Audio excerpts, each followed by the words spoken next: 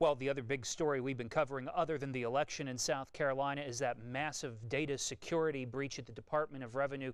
3.6 million taxpayers, could be me, could be you, have been affected by this.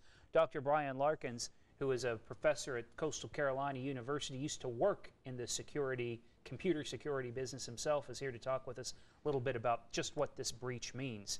Now, we understand that from a company called Mandiant down in Charleston that this breach happened by somebody clicking on a bad email. Yes. Something as simple as that. Usually these attacks are multi-layered, and what happens is that there's a sequence of events. First of all, somebody clicks on a bad email that allows them to kind of leapfrog into the company. Maybe telephone calls were made to try to get credentials and things like that happen, and the attackers are able to get access into the very deep heart of the personal information stored at these state organizations and on these computer systems. Now, I think rightfully so, this has a lot of people very concerned about what happens if you get my social security number? What happens if you get some of these different numbers? What are the nefarious people out there, the evildoers, so to speak, what are they going to do with my personal information? Largely, the people who steal the information don't use it directly. They're going to take this information and sell it on the black market. There are a lot of places on the internet that can trade in this kind of personal information. It can be used later to just defraud from checking accounts, credit cards, and use any of the personal information in any kind of way, shape, or form that might be, viable and financially valuable to these people. I think one of the things that might be so concerning about this, and you touched on this before we started the cameras rolling, is even if you're one of those persons who's very protective of your personal information, you're vulnerable to this breach because this is somebody who you trust to take care of your personal information who got hacked. Absolutely. I mean, I think a lot of people want to know is like, well, what could I have done to prevent this from happening? And the truth is, there are things that you can take, precautions you can take personally to limit your risk and, vulnerability to these kinds of things. But the truth is, whether you use a computer or not, as long as you paid taxes in the state of South Carolina, you will be impacted or could be impacted by this breach. Yeah, and they're saying not just those social security numbers, but 200,000 more people they think may be affected than previous. And there are also your debit card number, if you entered that in as part of your information, or bank account number, if you entered that in as part of your tax information. These people have access to that now. They have everything that, any information that you've submitted as a part of your tax filings, any other communications. I don't know the details or the specifics of the exact information that was, released or under this breach, but potentially any information you presented or was communicated to the department could potentially be in the hands of criminals. I want to go through some of the steps of what you can do at your home and at your office to protect yourself, but I don't want you necessarily to walk through what I could do. Let's walk through what my 83-year-old mother could do and how she could understand it. What are some things that simple, plain to understand, common sense things to do? I think the three things to do are use your common sense as much as you can. Protect your own information and protect the computers that you use. With regards to protecting your information, I think a lot of people walk around if you're asked to give away your telephone number, your email address at a local business or grocery store for discount, or we tend to give that information away rather readily. And by and large, you can trust the local businesses that ask for this information, but sometimes you can't. And rather than kind of default giving away your information, maybe it's best to take on a default arrangement where you withhold your own personal information. You only give it to people that you're really interested in having a long-term business relationship or personal relationship to. So I think that's important, is that if you don't give away your personal information unnecessarily, you drastically are going to limit the opportunity for people to misuse it. I think that's interesting because you bring up a good point. These days, just about everybody asks you for your email address. Now, when I have to fill out information and those types of things, I never put in my phone number because I don't want to get calls from people. And with the email, it's kind of the same way, but you figure so much of it's going to go to junk. Should you be as protective of your email as you are your phone number? I think it's a matter of degrees. The email is probably not as much. You're mostly going to be vulnerable to getting a bunch of emails that you don't want. Same thing with the phone. So that is kind of lesser important information than, say, bank routing numbers or account numbers, social security numbers, and things like that. Those are kind of very sensitive, information that you really want to be careful about who you give that with. There was something I received an email the other day.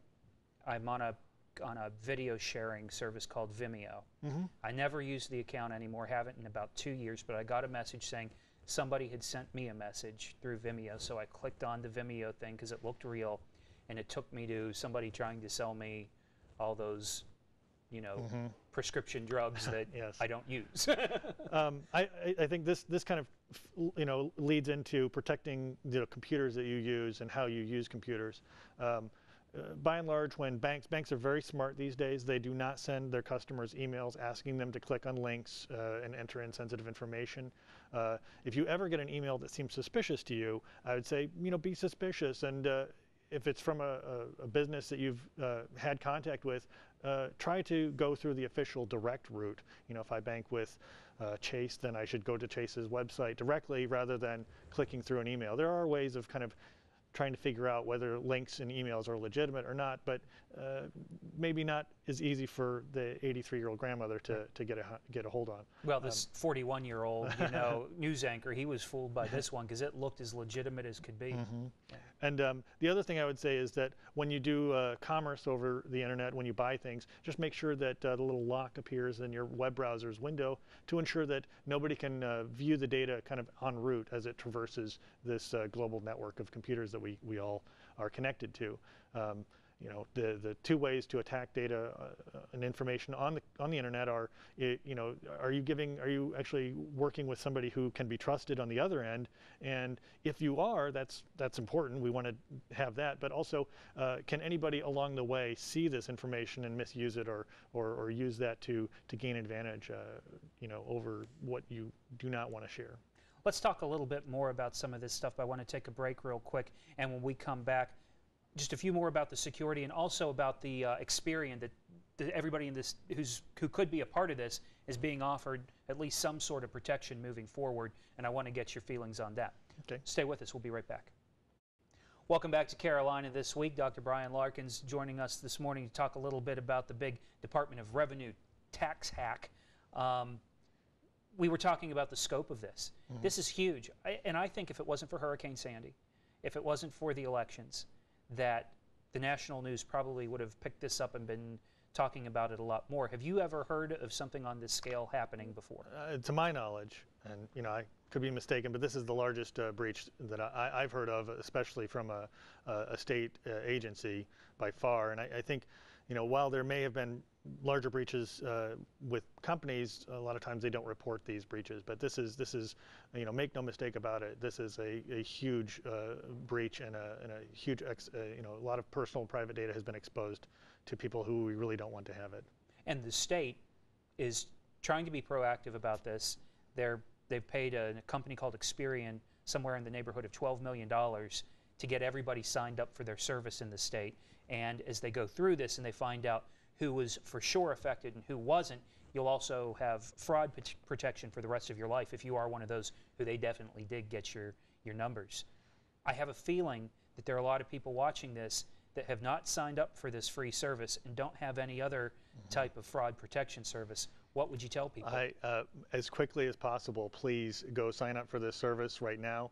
A lot of progress has been made in handling identity theft, but still, this can sabotage your credit rating, your reputation.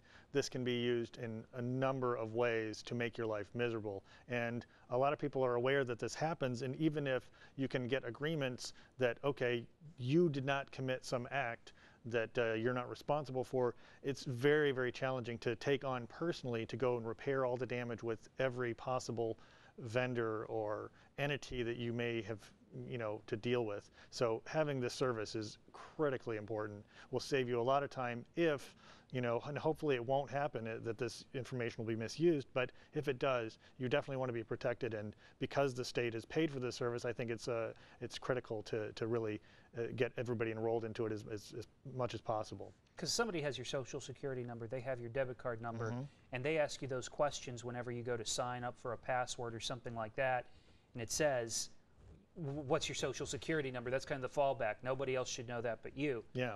Well, now everybody knows it. Somebody else knows it. And I mean, this can be used in such a wide number of ways. Like because so many different sites use this private information as secondary authentication mechanisms to kind of make sure you are who you say you are. If I can put together additional data that I might learn from other things, it's a cascade snowballing effect that allows me to take more and more control over your information and quite literally your life. And it's not just you, it's your dependents. If you put in your dependents' social security numbers on your tax forms, boom. Yeah, enroll yourself, enroll your dependents, enroll anybody who is impacted by this. Any information that the state may have about you and your family, you want to make sure you try to cover all the bases with that. And I want to touch on businesses because we do have a number of small business owners who may do their own books and things like that, but do have employees and did have to file as a business. They can get a hold of an employee identification number. Businesses aren't out of the woods on this either. I don't think so. I think, my background is, I have less expertise in this area, but I would say, be in contact with, I think DNB was handling the business protection and just, be diligent about protecting your data, your employees' data, and your customer data. My co-anchor, Allison Floyd, she went through and did this by herself on an Experian and ran into a number of roadblocks and had to figure out ways around them. So she came back to the station and she put together an FAQ site for things you need to know if you're going to sign up for Experian, what you need to know about the tax hack. Go to your website, carolinalive.com, look for the Hack FAQ button, which is up at the top of the homepage under the news bar. All your questions are answered. Basically walk you through doing this. If you have any problems, any questions there aren't answered, send us an email at the station, call the governor's office, get answers, because this really is, I think as Dr. Larkins is telling us, this is your vital information. Absolutely, and you take the responsibility to protect your reputation and protect your information. It is not a pleasant experience to have to try to repair this after something bad has happened. Right. If you get bad credit, even if it's not through your own doing, you have a long time digging yourself out. Exactly. All right. Thank you very much for talking with us about this, and unfortunately, we'll probably have to have you on here again to talk about some of the ramifications of this moving down the road. Well, you're very welcome. Thanks for staying with us. We're going to come back and wrap up the show. We'll be right back.